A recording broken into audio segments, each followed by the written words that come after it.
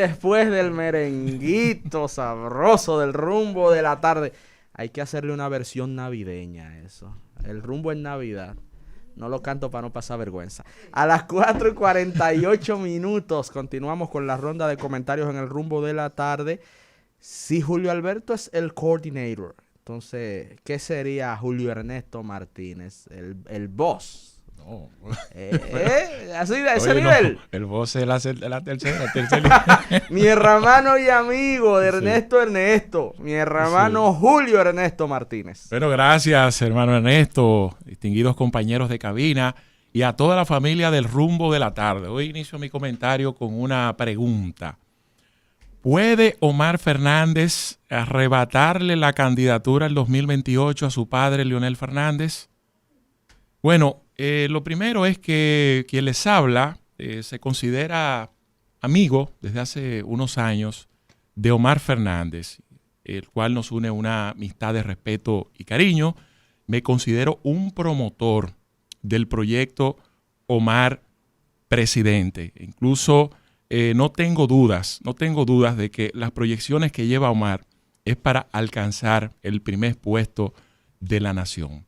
Sin embargo, a pesar de que su padre ayer dijo que esa discusión está cerrada y que carece de sentido, yo soy de los que entiendo que de incurrir a la candidatura presidencial 2028 es precipitada.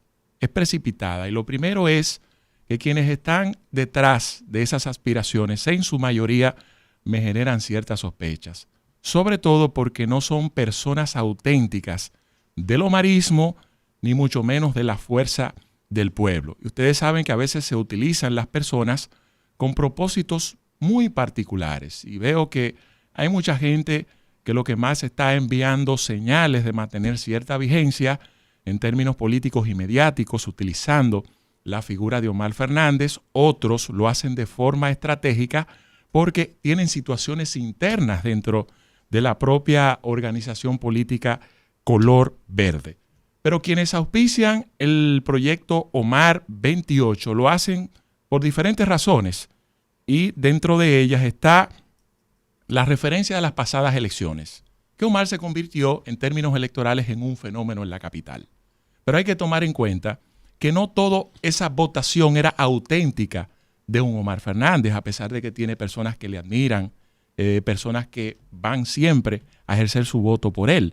Recuerden que hubo una franja importante de PLDistas que no tenían candidatos, que se inclinaron hacia la figura de Omar y eso fue vital también para catapultar su victoria en las elecciones. Pero también, no menos importante, hubo una parte de los PRMistas que se sentaron por protesta y hasta votaron por el propio Omar porque el PRM pues manejó eso de una forma muy arbitraria y se trajo una figura y se quería imponer a toda costa y eso generó cierta victimización que al final pues lo pudo capitalizar en todos los aspectos de la palabra y ya saben el resultado en términos electorales. Tampoco creo que en una encuesta, aunque la figura de Omar sea más popular que la de Leonel Fernández, que eso sea un pase directo hacia unas aspiraciones hacia el 2028. Hay que tomar en cuenta que